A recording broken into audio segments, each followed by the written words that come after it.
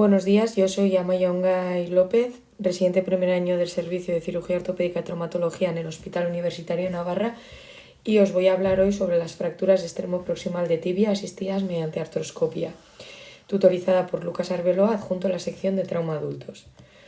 Un recuerdo anatómico para empezar: el extremo proximal de tibia está formado por la meseta externa y meseta interna, que tienen una superficie articular que articula con el fémur, y entre ellas están separadas por la eminencia intercondilada, donde se encuentran las espinas tibiales, que es zona de inserción de algunos ligamentos. La meseta externa es más alta y convexa y la meseta interna es más grande y cóncava, y es más fuerte que la meseta externa. De por sí, las mesetas tienen una pendiente posterior inferior de 7 a 10 grados. Las fracturas de meseta o platillo tibial son fracturas articulares que afectan al cartílago articular, pero en ocasiones pueden extenderse hacia la metáfisis o la diáfisis. Constituyen el 1 y 2% de todas las fracturas y el 8% en ancianos. Es más frecuente en pacientes de 40 y 60 años. En pacientes jóvenes suelen ser por mecanismos de mayor energía, en accidentes laborales y de tráfico o precipitaciones, y en ancianos suelen ser más de baja energía, en caídas en huesos osteoporóticos sobre todo. El mecanismo lesional suele ser de moderada a alta energía en varo-valgo forzados con una sobrecarga axial. Las más frecuentes suelen ser meseta externa, ya que es más alta y menos resistente, después en meseta interna de forma aislada, o lesiones bicondíleas, que estas parecidas. La clínica suele ser un dolor importante, tumefacción y impotencia funcional, y asocian muchas veces fracturas del peroné. El artrocentesis muestra hemartos con remanente lipídico y muchas veces debe de realizarse una exploración de los ligamentos y meniscos, ya que se asocian con frecuencia a lesiones en estas. Importante también la evaluación de tejidos blandos y estado neurovascular. Muchas veces suelen haber lesiones vasculares y nerviosas que se producen por luxaciones de rodilla que se han autorreducido y pasan desapercibidas. En jóvenes se dan fracturas por separación, asociar frecuentemente las roturas ligamentosas. En ancianos es más un hundimiento y fracturas con hundimiento y separación. Y en mecanismos de alta energía suelen ser fracturas bicondíleas con hundimiento, separación y conminución. Se pueden producir síndromes compartimentales, trombosis venosas profundas y daño importante en partes blandas. Es muy importante la exploración neurovascular, ya que se puede dar la lesión de la arteria poplitea, en la que hay que llamar directamente a cirujano vascular si se sospecha, o se pide una prueba de imagen, un ecodoppler, un angiotac o una angiografía. También se puede lesionar el nervio peroneo, el CPE, que suelen ser neuroapraxias por verse traccionados lateralmente en su trayecto alrededor del cuello. Las pruebas de imagen que se piden: primero pedimos una radiografía simple en anterior, posterior y lateral. Antes se pedían también proyecciones oblicuas a 40 grados, pero hoy en día ha quedado relegado a un segundo plano por la utilización de TAC, que es la de mayor utilidad. Nos permite detectar fracturas ocultas y clasificar y planificar la cirugía para obtener una reducción anatómica mejor y también para una correcta planificación quirúrgica. La resonancia magnética nos sirve para evaluar las lesiones ligamentosas y meniscales asociadas, pero nos hace de rutina. La clasificación más utilizada es la clasificación de Schatzker.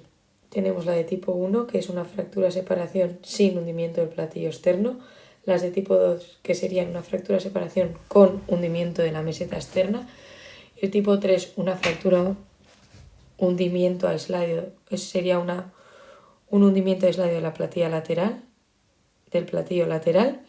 La tipo 4 tendríamos una fractura de la meseta interna.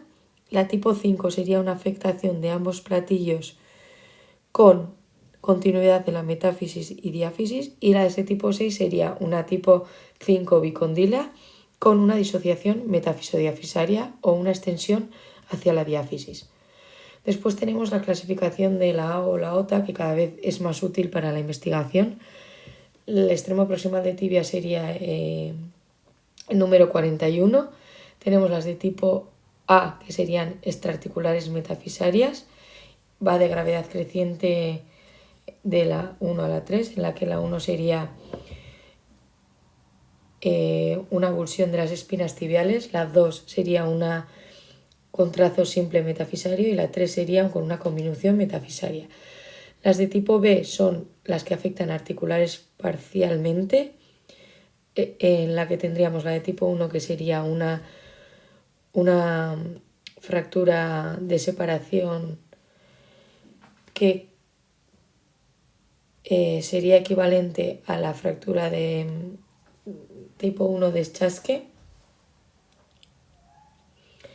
Después tenemos la de tipo 2 que sería una depresión pura de la meseta, que sería una tipo 3 de Schasque, y después tendríamos la que sería desplazamiento y depresión de la meseta externa, en la que sería el Schasque tipo 2.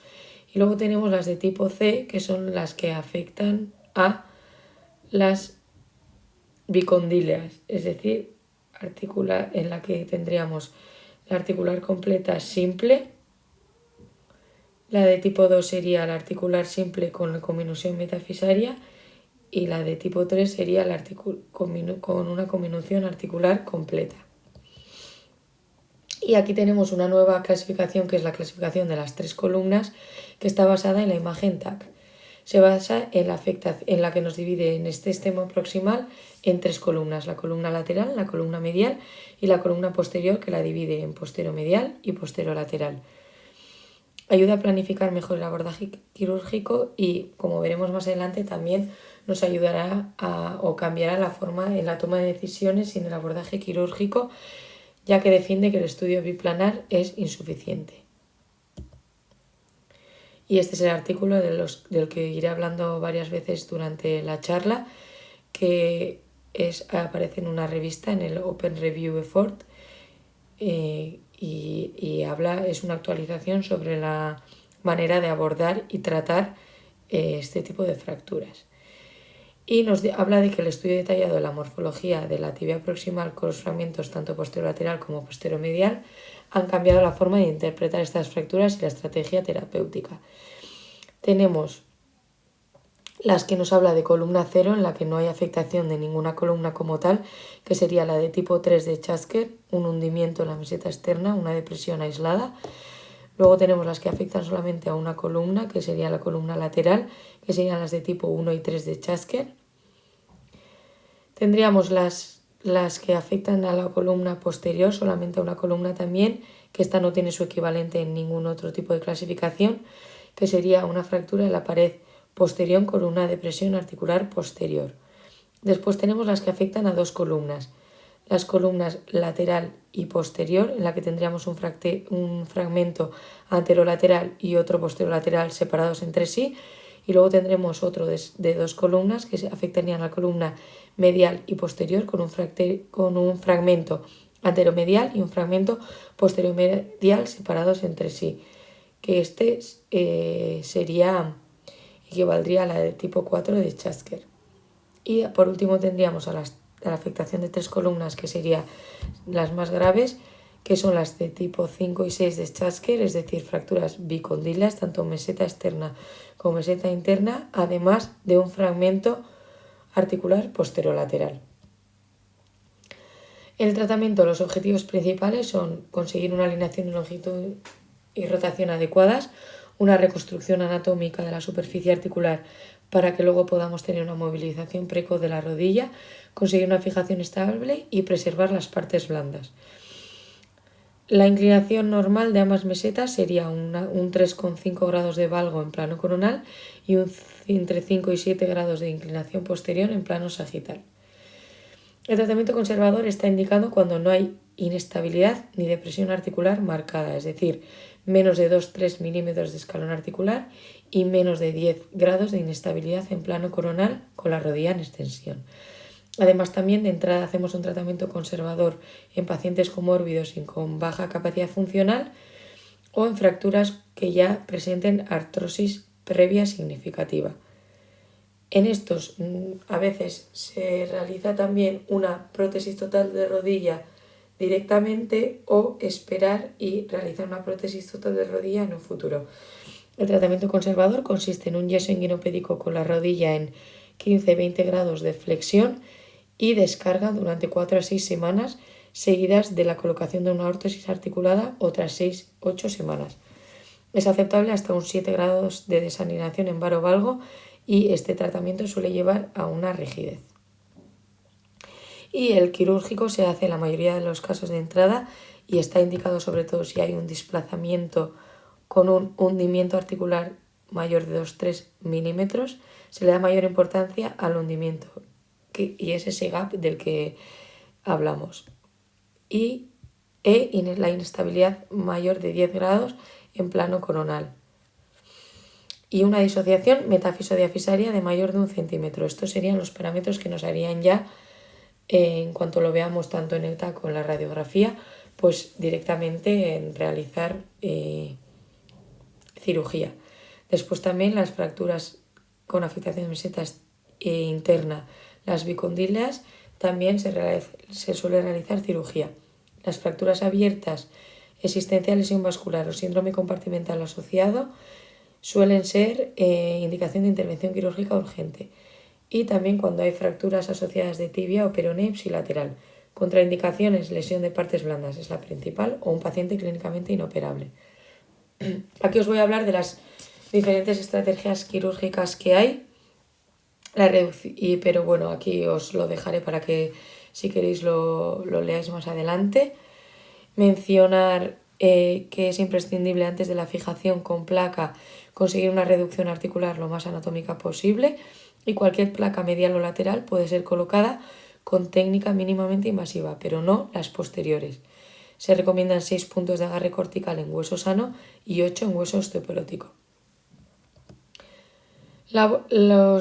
Los abordajes, normalmente los que más se utilizan son el abordaje anterolateral, que se utiliza en las de tipo 1, 2 y 3 de Schatzker o las bicondíleas, o el abordaje anteromedial, que se utiliza más en las de tipo 4 de Schatzker o parte de un doble abordaje. Después, hablaros del posteromedial, en la que, como más adelante hablaremos, cuando existe un fragmento posteromedial, se realiza una ampliación del anteromedial 2 centímetros hacia posterior. Y después el abordaje central, que apartamos la rótula hacia un lado y nos permite ver los cóndilos femorales y toda la articulación, en la que lo recomiendan para hacer en fracturas bicondíleas o en los que prevemos que nos colocaremos una prótesis total de rodilla dentro de unos años. La cirugía normalmente se realiza cuando existen arrugas en la piel. El signo de la arruga es cuando se han resuelto las ampollas y la lesión de partes blandas se ha resuelto y hay buen estado. La reducción y fijación dirigida por artroscopia es sobre todo utilizada en las de tipo 1, 2 y 3 de Schatzker. En las de tipo 2 y 3 nos permite elevar los fragmentos a través de una ventana ósea, que lo confirmamos nosotros mediante la artroscopia, y además nos deja tratar las lesiones meniscales y ligamentosas asociadas. La reducción cerrada y fijación externa se hace más en fracturas con importante lesión de partes blandas, con minución metafisaria o luxaciones. Se puede hacer de forma temporal o cada vez se hace más de forma definitiva. Y la prótesis total de rodilla se pone en casos reconstructibles o en pacientes mayores de 65 años con artrosis, osteoporosis o uso crónico de corticoides. El enclavado intramedular se realiza muy pocas veces. Se podría hacer en fracturas extraarticulares bajas o en las que hay mínima afectación intraarticular. El principal determinante de los resultados en estas fracturas de meseta son los defectos de reducción de fragmentos articulares que sean por menores de 8 y 10 milímetros, porque son bien tolerados siempre y cuando haya buena alineación del eje femorotibial. Esta es una de las diapositivas más importantes y visuales. Las de tipo 1 de Schatzker se dan en huesos jóvenes y fuertes, suelen asociar roturas de menisco externo, se realiza un abordaje anterolateral y una fijación percutánea con 2-3 tornillos canulados. Después tenemos las de tipo 2 de Schatzker, que son las más frecuentes. Se dan en huesos más debilitados y asocian rotura de menisco externo periférico o incluso un tipo de fractura típica, que es la fractura de Segond, en la que hay lesión del ligamento cruzado anterior. Después las de tipos Chasker 3 se dan en huesos osteoporóticos por mecanismos de baja energía y suelen asociar inestabilidad articular. Estos dos tipos se realiza un abordaje anterolateral y se realiza una reducción del hundimiento realizamos una ventana ósea epifisiometafisaria en la que introducimos el instrumental con el que ascendemos el fragmento, después metemos injerto óseo en el defecto y fijamos con tornillos canulados, o más utilizado una placa de soporte lateral bloqueada. En estos es especialmente útil el artroscopio porque podemos visualizar bien esa ventana ósea realizada, ese ascenso del fragmento y ver que la reducción haya sido óptima, y además asociar o tratar las lesiones asociadas. Después tenemos las de tipo 4 de Chasker, que son de alta energía, asocian muchas lesiones, rotura de menisco interno, cruzado anterior, ligamento lateral externo, incluso también neurovasculares del CP y arteria poplitea. A veces hay afectación de espinas tibiales, muchas veces son luxaciones de rodillas autorreducidas, o también pueden dar lugar a un síndrome compartimental. El abordaje suele ser anteromedial y a veces, como hemos dicho, si existe un fragmento posteriormedial. Y la osteosíntesis utilizada es una placa de soporte medial bloqueada. Y después, por último, tenemos las de tipo 5 y 6 de Chasker, que son muy alta energía. Se dan lesión de partes blandas con síndromes compartimentales, lesiones neurovasculares, y en estos la técnica de elección es primero se realiza una colocación de un fijador externo, la mayoría de veces, y una vez que las lesiones de partes blandas lo permitan, es decir, ya haya un buen estado de estas partes blandas, realizar una reconstrucción articular anatómica y después poner una placa de soporte lateral con una placa medial o posterior-medial, es decir, doble placa. Y el abordaje suele ser doble vía, doble abordaje, pero cada vez se está utilizando también más el abordaje central ampliado. En el postoperatorio lo que queremos es una movilización precoz y carga tardía. Se coloca una órtesis articulada bloqueada en extensión durante 6 a 8 semanas. En las de tipo 1 a 3 de Chasker, el apoyo con carga parcial se comienza a las 4 a 8 semanas y progresando a carga completa a las 12 semanas. El de tipo 4 a 6, el apoyo en carga parcial también se comienza a las 4 a 8 semanas, progresando de forma individualizada. Y aquí, pues lo más importante de esta charla también es hablar de las actualizaciones en la forma de tratar estas fracturas. Y, como hemos dicho, pues en esta revisión de esta revista nos hace ver que las fracturas de meseta tibial son lesiones serias y siempre tenemos que tener en cuenta la lesión de partes blandas porque suelen asociar con mucha frecuencia. Se recomienda cirugía en la mayoría, y una nueva indicación es cuando hay lesiones ligamentarias asociadas, se recomienda tratarlas. Las fracturas articulares parciales, es decir, las de Chasker 1, 2 y 3 y algunas de tipo 4, y en la clasificación de la AO las 41B, 1, 2 y 3, se suelen restaurar, o lo que más aceptado está actualmente es realizar un abordaje abierto o percutáneo y realizar una ventana ósea epifisiometafisaria para extender estos fragmentos. Se rellena los defectos mediante injerto óseo y se pone la fijación con placas de soporte, con placas bloqueadas de soporte. La artroscopia puede ser de gran ayuda para controlar la reducción articular y diagnosticar y tratar esas lesiones asociadas, y cada vez se utiliza más o se realiza más mediante MIPO. En las fracturas articulares completas o complejas AO 41C, 1, 2 y 3 o las de Chasker 5 y 6 y algunas 4, lo más aceptado es colocar un fijador externo de forma temporal en un primer tiempo y después realizar una reducción abierta con una fijación interna en un segundo tiempo. Este sigue siendo el gold estándar, sobre todo para prevenir esas complicaciones de partes blandas. Se ha empezado cada vez más a tratar estas fracturas con fijador externo de forma definitiva y después realizar una osteosíntesis mínima, que se ha visto que suelen dar complicación de las osteosíntesis en un futuro y las partes blandas, aunque no haya lesión en un principio, suele haber después.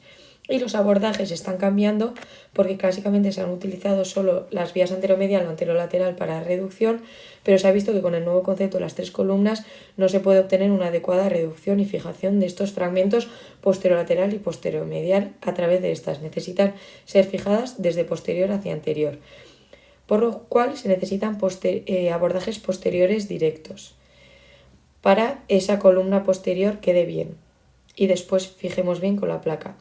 Aquí en estas imágenes podemos ver un abordaje posterolateral con el paciente en decúbito prono, también se puede hacer en supino y se puede hacer con o sin osteotomía de la cabeza del peroné, en la que haremos mediante ese abordaje posterolateral el ascenso del fragmento y después, como veis aquí, se han fijado con una placa posterior además de esa placa lateral.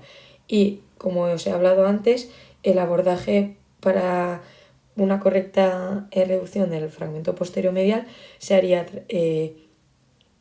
llevando el abordaje clásico anteromedial 2 centímetros posterior al abordaje, o sea, 2 centímetros posterior con el paciente en decúbito supino y con la pierna en rotación externa. La reducción anatómica y fijación de estos fragmentos posterior-medial y posterior-lateral son muy importantes para evitar más reducciones en un futuro. Se ha visto que un hundimiento de más de 6 milímetros o una separación de más de 5 milímetros en la radiografía no-TAC pueden indicar lesiones de menisco externo, ligamento colateral o cruzado posterior asociado, y tienen 5 veces el riesgo aumentado 5 veces en un futuro para una prótesis total de rodilla, y solo el 50% de los pacientes que practicaban este deporte volvieron al nivel deportivo previo a la fractura. Las complicaciones varían muchas, las más importantes son las artrosis precoz con dolor y pérdida de movilidad en un futuro. Manejo en urgencias.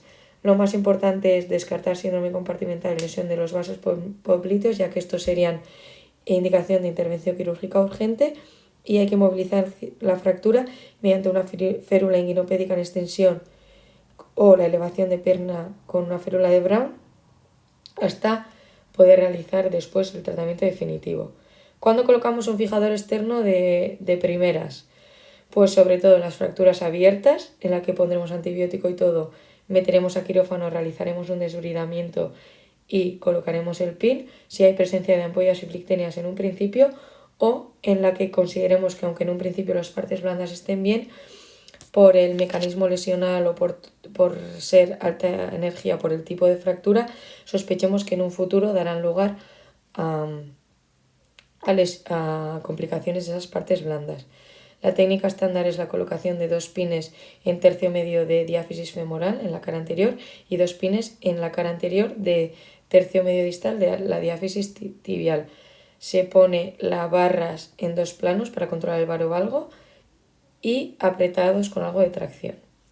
Y después os voy a hablar sobre un artículo de un metaanálisis y una revisión sistemática que se ha realizado que compara las 2 alternativas de tratamiento, que sería el ARIF, reducción percutánea y fijación interna asistida con artroscopia, frente al ORIF, reducción abierta y fijación interna, en términos de resultados funcionales y radiológicos, de la tasa de complicaciones y de la recuperación postoperatoria.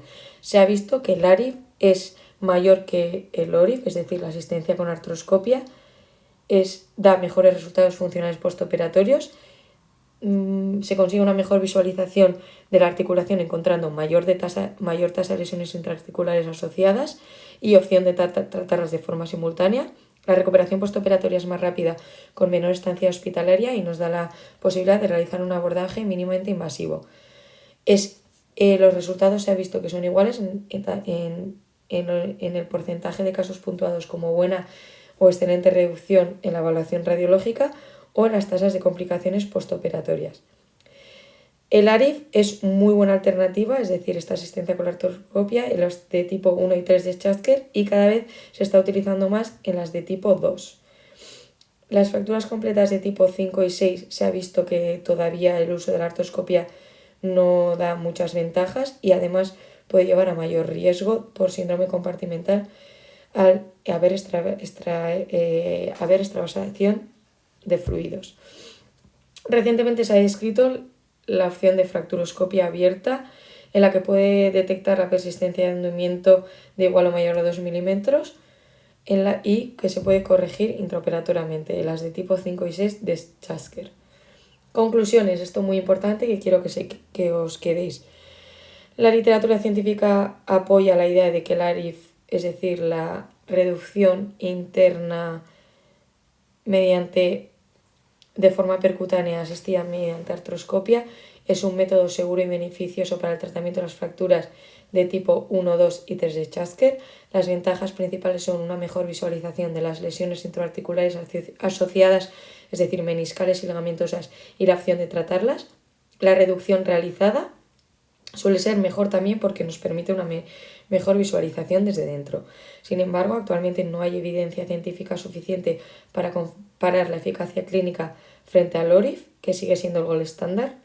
No está bien definida aún la utilidad en las de tipo 5 y 6 de Chasker y hay necesidad de más estudios. Y aquí pues tenemos varios casos hechos en el servicio. Esta es una paciente de 25 años que sufre una caída accidental al salir del coche. Vemos que sufre una fractura de meseta tibial externa. Se ve en el TAC un hundimiento de 5 milímetros con un hundimiento de 3-4 milímetros. Y tiene además fractura de ambas espinas tibiales. Es una tipo 2-3 de Chasker. Se realiza una artroscopia mediante portales habituales con una osteosíntesis de la meseta externa mediante abordaje anterolateral. El compartimento interno estaba íntegro, el cruzado anterior también y el menisco externo también. Este es un paciente de 50 años que viene por un traumatismo tras jugar a pádel. Tiene fracturas, es una tipo Chasker 5, tiene fracturas de meseta tibial externa e interna con gran separación y hundimiento de los platillos. Se vio que se realizó artroscopia aún siendo una tipo 5, en la que se vio que el compartimento interno estaba bien, el cruzado anterior estaba íntegro, el menisco externo también, y se realizó un abordaje abierto en el que se levantó el hundimiento y una osteosíntesis con placa de soporte de meseta tibial externa. Aquí vemos esa combinación en la meseta interna y externa. Y este es otro caso que os lo he puesto porque se vio que en esta paciente de 59 años que se cayó la nieve, además de la fractura de hundimiento de la meseta tibial externa, tenía un trazo metafisodiafisaria que además se extendía hacia las espinas tibiales y mediante el artroscopio se vio que el compartimento interno y el cruzado anterior estaba bien, pero en el compartimento externo, además de la conminución de la meseta, había una rotura longitudinal del muro del menisco externo, lo cual se realizó el levantamiento del hundimiento, una osteosíntesis mediante una placa bloqueada externa y además se realizó una sutura meniscal.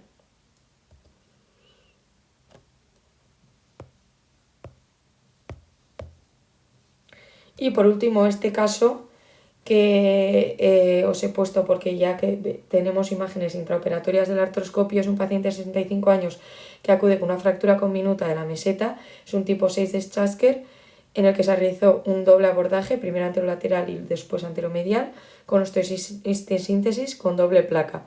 Y se vio en el artroscopio esta gran lesión del cartílago del cóndilo femoral, que se trató intraoperatoriamente. Y por último, unas pinceladas de las fracturas de la espina tibial son extraarticulares.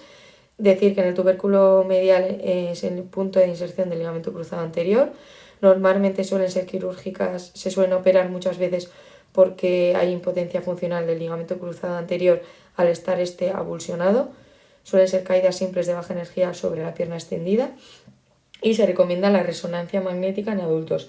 A veces la fractura se suele extender hacia la superficie articular de la meseta tibial medial, lo cual se convierte también en articular.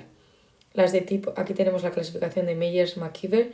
La de tipo 1 y tipo 2 son las no desplazadas o parcialmente desplazadas en bisagra, en las que no se realiza un tratamiento conservado con yeso cruropédico en 15-20 grados de flexión.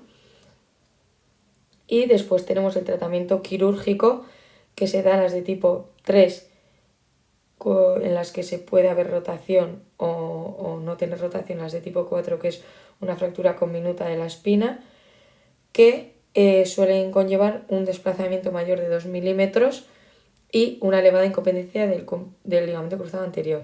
Se realiza una reducción mediante vía artroscópica. Antes se aseguraba con agujas de Kirchner percutáneas y se fijaban con alambres o tornillos canulados. Hoy en día se hace una fijación interna con suturas intraóseas. Aquí veis en la izquierda cómo se hizo con agujas Kirchner y después el tornillo canulado, y ahora en la que os he puesto aquí en las imágenes de artroscopio, en la que vemos una avulsión de la espina tibial desplazada, pasamos la sutura por las fibras posteriores del cruzado anterior, se broca con una guía canulada a través del fragmento de la espina tibial avulsionada, creando un túnel lateral tibial. Después pasamos las dos suturas posicionadas a través de las fibras anterior y posterior del cruzado, se broca con la guía canulada para crear el túnel tibial medial y pasamos las suturas con una tensión finial y fijando bien a través de estos túneles la espina tibial avulsionada. Y esto es todo. Muchas gracias por vuestra atención y espero que haya sido de vuestro agrado.